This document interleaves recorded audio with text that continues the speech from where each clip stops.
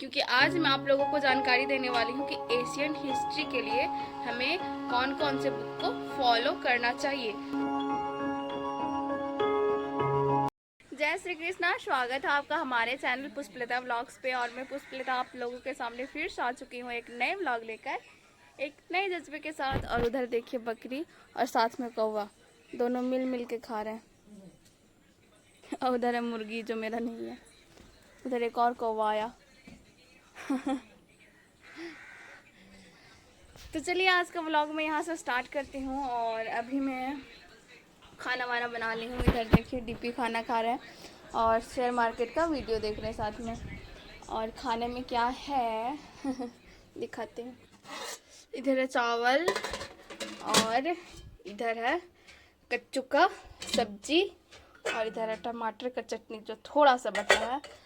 और उधर खा रहे हैं मम्मी खाना। मैं तो खाना खा ली हूँ, जस्ट खा गई थी। उसमें वीडियो रिकॉर्ड कर रही थी तो उसमें स्टॉप कर दी, पहले खाना खाई उसके बाद वीडियो को कंटिन्यू की हूँ। और देखिए आज घर वर धुला है तो सब साफ सफाई हुआ है। तो सबसे पहले इसे सेटल करते हैं, उसके बाद स्टडी टेबल पे स्टडी करने के लिए बैठ जाती है। और हाँ, आज आप हमारे ब्लॉग में पूरा बने रहें क्योंकि आज मैं आप लोगों को जानकारी देने वाली हूँ कि एशियन हिस्ट्री के लिए हमें कौन कौन से बुक को फॉलो करना चाहिए। तो आप हमारे ब्लॉग में कंटिन्यू बने रहे। तो फाइनली मैं टेबल पे आ चुकी हूँ और अब मैं स्टडी करने वाली हूँ। तो भारत छोड़ो आंदोलन के बाद थोड़ा सा कुछ उसका टॉपिक थोड़ा सा बच गया था, सबसे पहले उसे कवर कर लेती हूँ। उसके बाद मैं आप लोगों को शेयर करूँगी कि यदि आप यूपीएससी का प्रिपरेशन कर रहे हैं तो एशियन हिस्ट्री में आपको क्या पढ़ना चाहिए, कौन कौन से बुक को फॉलो करने चाहिए। तो चलिए आप हमारे ब्लॉग में कंटिन्यू बने रहिए। चैनल पे नए होंगे तो चैनल को सब्सक्राइब कीजिए, वीडियो को लाइक कीजिए और साथ में अपने दोस्तों के साथ शेयर कीजिए। सो फाइनली यहाँ मेरा फर्स्ट सेशन कंप्लीट होता है और आज का मेरा फर्स्ट सेशन 3 घंटे 10 मिनट का हुआ। और अभी मेरा हिस्ट्री का 1.5 लेक्चर समाप्त हो चुका है। तो अभी मेरा रेस्ट का टाइम है। बट जैसा कि मैं आप लोगों को बताई थी कि आज मैं आप लोगों को एशियंट हिस्ट्री की बुक लिस्ट बताने वाली हूँ और हमें क्या क्या फॉलो करने चाहिए उस टिप्स को बताने वाली हूँ। तो चलिए सबसे पहले मैं इस कॉन्सेप्ट को क्लियर करती हूँ। तो सबसे पहला मैं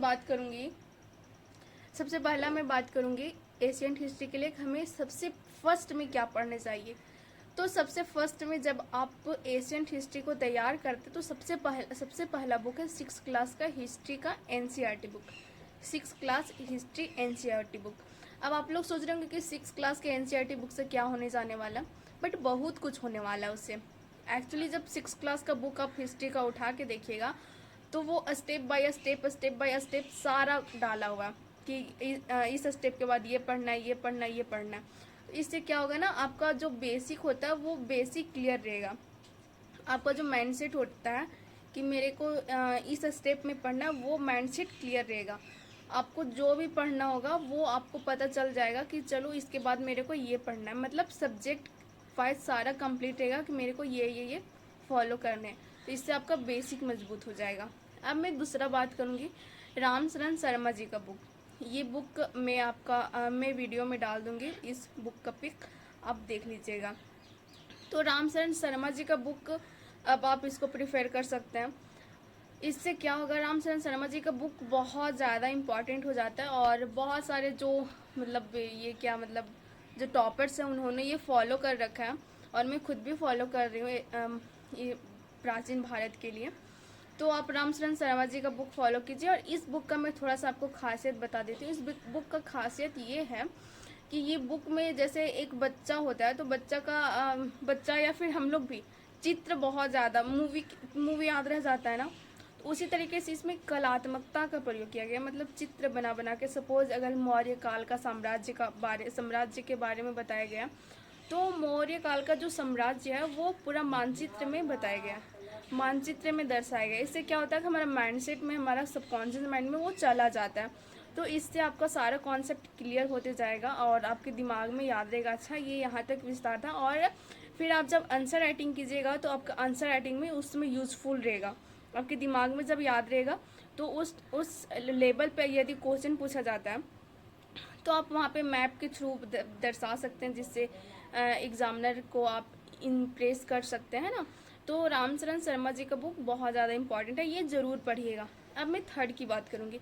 तो थर्ड में हमें कोई बुक नहीं पढ़ने हैं, हमें थर्ड में क्या करने, जैसे आप यूट्यूब पे हैं तो यूट्यूब से लेक्चर ले सकते हैं, बहुत सारे टीचर ने डाल रखा है, तो मतलब आप वहाँ से सारा सेशन कंप्लीट कर सकते हैं, या फिर कोई संस्थान से आप ले रखे हैं क्लास तो वहाँ पे कंप्लीट कर सकते हैं। उससे आपका क्या होगा ना, आप भले ही बुक पढ़ रहे हैं लेकिन जब कोई आपको समझाता है ना तो बहुत अच्छे तरीके से समझ में आते हैं। बहुत सारे सेलेक्टेड लोगों को मैंने कहते हुए देखा है कि मैं तो सेल्फ स्टडी किया हूँ या की हूँ, बट उनका सेल्फ स्टडी का मतलब ये नहीं होता। बहुत सारे अलग एंगल में ले लेते हैं कि सेल्फ स्टडी का मतलब है खुद से ही बुक पढ़ना।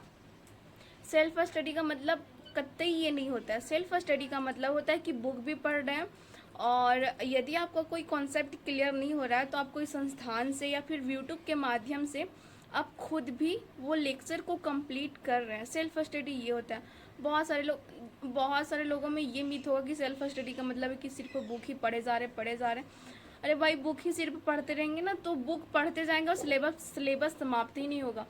तो इसी वजह से लेक्चर को कंप्लीट करें। एशियंट हिस्ट्री के लिए यूट्यूब पे बहुत सारे, खासतौर से मैं अनअकैडमी की बात करूँगी बिकॉज मैं अनअकैडमी को बहुत ज़्यादा फॉलो करती हूँ, और वहाँ पे इतने सारे अलग अलग टीचर ने बहुत सारे पूरा मैराथन ही डाला हुआ है, बहुत सारे टीचर ने डाल रखा है।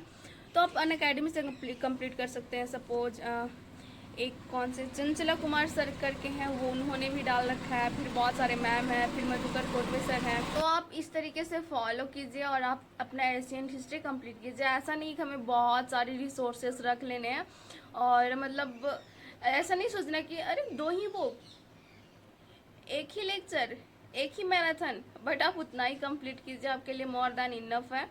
ऐसा नहीं कि बहुत सारे रिसोर्सेस रख लेने हैं, ये भी पढ़ रहा हूँ, वो भी पढ़ रहा हूँ, वो भी पढ़ रहा हूँ, और कुछ भी कंप्लीट नहीं हो रहा।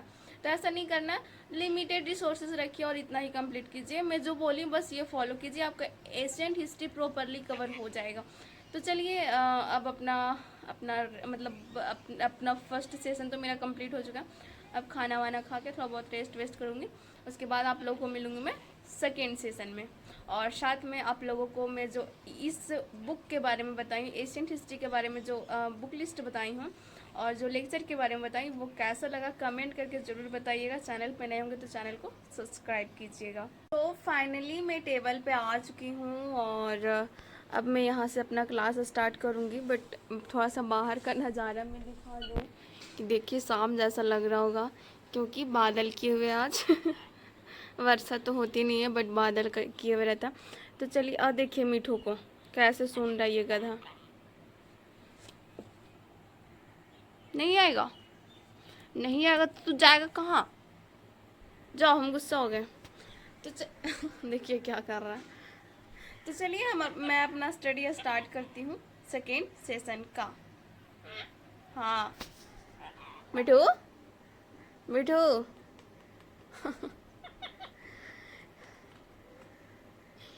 You are best part of my vlog.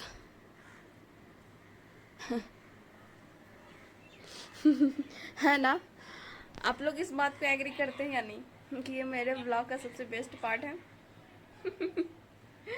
तो चलिए अपना स्टडी स्टार्ट करते हैं। सो फाइनली यहाँ मेरा डे का स्टडी समाप्त होता है, और मैं आप लोगों को बताई थी कि मैं 20 डेज़ का हार्ड स्टडी चैलेंज ले रखी हूँ। तो आज मेरा वो भी कंप्लीट होता है, बिकॉज आज 20 डेज़ मेरा हो चुका है, और फिर से मैं ली हूँ 20 डेज़ का हार्ड स्टडी चैलेंज। और अबर का चैलेंज है geography, physical geography and 11th class का ज्योग्राफी एनसीईआरटी कवर करना है। तो देखिए यहाँ से मैं स्टार्ट करने वाली हूँ आज का class. NCERT class 11th geography summary lecture 60, मतलब इसमें कुल 60 लेक्चर हैं जो मैं मधुकर कोटवे सर से ही करने वाली हूँ। तो ये है मेरा 20 डेज़ का हार्ड स्टडी चैलेंज। एनसीईआरटी में मधुकर कोटवे सर से करने वाली हूँ, और फिजिकल ज्योग्राफी में पीडब्ल्यू से जो क्लास ले रखी हूँ उससे करने वाली हूँ, क्योंकि पीडब्ल्यू में जो राजेश मिश्रा शायद नाम है, तो वो सर बहुत अच्छे तरीके से फिजिकल ज्योग्राफी करवाए हैं। तो वो मेरे को बहुत आसानी से समझ आ जाता है। तो मैं यूट्यूब से 11th क्लास कवर करने वाली हूँ एनसीईआरटी ज्योग्राफी का, और फिजिकल ज्योग्राफी पीडब्ल्यू से। तो आज का है मेरा यहाँ टारगेट, डे का टारगेट कंप्लीट होता है, और ये है पूरा 20 दिन का टारगेट। लेखा जोखा कितने दिन में कितना लेक्चर मेरे को कंप्लीट करना है वो सारा बनाई हूँ। इसके लिए सबसे पहले देखिए, इधर एक पेज बर्बाद की और एक पेज और बर्बाद की, वो अर्चना का कॉपी था। तो यहाँ तो मेरा डे का स्टडी समाप्त होता है। तो चलिए आज का व्लॉग भी मैं यहाँ पे समाप्त करती हूँ। और हमारा ब्लॉग कैसा लगा कमेंट करके ज़रूर बताइएगा। चैनल पे नए होंगे तो चैनल को सब्सक्राइब कीजिएगा, वीडियो को लाइक कीजिएगा, अपने दोस्तों के साथ शेयर कीजिएगा, और साथ में यूपीएससी से रिलेटेड किसी भी टॉपिक पे आपको वीडियो चाहिए तो कमेंट करके आप बता सकते हैं। तब तक के लिए जय हिंद, वंदे मातरम, भारत माता की जय।